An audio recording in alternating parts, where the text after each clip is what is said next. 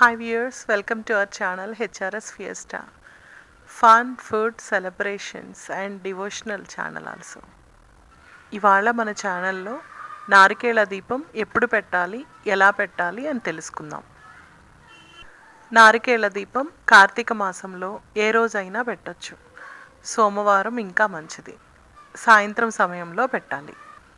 మొదట శివుని పటానికి కానీ లింగానికి కానీ శుభ్రం చేసుకొని గంధము కుంకుమతో కలిపి బొట్లు పెట్టుకోవాలి. పుష్పాలతో అలంకరించాలి. శివుని పటానికి ఎదురుగా ఒక పీఠం పెట్టి దానిపైన రాగి లేదా ఇత్తడి పళ్ళెంకి గంధం కుంకుమ తోటి స్వస్తిక్ని వేసి బొట్లు పెట్టాలి.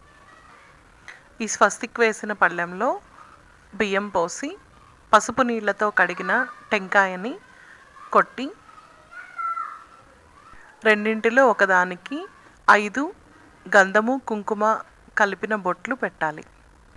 దీన్ని బియ్యం పైన ఉంచి అందులో ఆవు నెయ్యి లేదా నువ్వుల నూనె లేదా కొబ్బరి నూనె పోసి 6 వత్తులను 3గా చేసి వెలిగించాలి. మరొక దానిలో ఏదైనా తీయని ప్రసాదాన్ని చేసి స్వామివారికి నైవేద్యంగా పెట్టాలి. తర్వాత రోజు బియ్యంని ప్రసాదంగా చేసి నైవేద్యంగా పెట్టుకోవాలి. మిగిలిన వాటిని అన్నింటినీ ఎవరూ తొక్కని ప్రదేశంలో చెట్టు మొదట్లో లేదంటే నదిలో కలపాలి.